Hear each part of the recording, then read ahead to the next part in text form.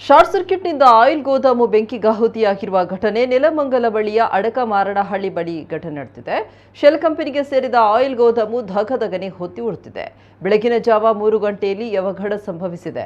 ನೆಲಮಂಗಲ, ಪೀಣ್ಯ, ಯಶವಂತಪುರ ಭಾಗದ 8ಕ್ಕೂ ಹೆಚ್ಚು ಅಗ್ನಿಶಾಮಕ ತಂಡದಿಂದ ಬೆಂಕಿ ನಂದಿಸುವ ಕಾರ್ಯ ನಡೆದಿದೆ. ಮಾದನಾಯಕನಹಳ್ಳಿ ಪೊಲೀಸ್ ಠಾಣಾ ವ್ಯಾಪ್ತಿಯಲ್ಲಿ ಈ ಘಟನೆ ನಡೆದಿದೆ. ಬೆಂಕಿಯ ನರ್ತನ ಕ್ಷಣ ಕ್ಷಣಕ್ಕೂ ಹೆಚ್ಚಾಗಿದೆ. ಅಕ್ಕಪಕ್ಕದ ಗೋದಾಮು ಮನೆಗೆ ಬೆಂಕಿ ತಗುಲುವ ಆತಂಕ ಎದುರಾಗಿದೆ. ಸರಿಸುಮಾರು 30 ಕೋಟಿ ರೂಪಾಯಿ ಮೌಲ್ಯದ ಆಯಿಲ್ ಬೆಂಕಿಗಾಹುತಿ ಆಗಿರಬಹುದು ಎನ್ನಲಾಗಿದೆ. 40,000 ಅಡಿಯಲ್ಲಿನ ಗೋದಾಮು ಸಂಪೂರ್ಣವಾಗಿ ಬೆಂಕಿಯಿಂದ ನಾಶ ಆಗಿದೆ. ಭಾರತ ಪಾಕಿಸ್ತಾನ ನಡುವಿನ ಯುದ್ಧದ ಪರಿಣಾಮವಾಗಿ ಕಂಪನಿ ಸಾಕಷ್ಟು ಪ್ರಮಾಣದಲ್ಲಿ ಆಯಿಲ್ ಶೇಖರಣೆ ಮಾಡಿತ್ತು. ರಾಜ್ಯದಲ್ಲಿ ಯಾವುದೇ ಆಯಿಲ್ ಸಮಸ್ಯೆ ಬಾರದಂತೆ ಸಂಗ್ರಹಣೆ ಮಾಡಲಾಗಿತ್ತು. ಆದರೆ ಬೆಂಕಿ ಅವಘಡದಿಂದ ಆಯಿಲ್ ನಷ್ಟ ಆಗಿದೆ. ಗೋದಾಮಿನ ಬೆಂಕಿ ನಂದಿಸಲು ಅಗ್ನಿಶಾಮಕ ಸಿಬ್ಬಂದಿ ಶ್ರಮಿಸಿದ್ದಾರೆ.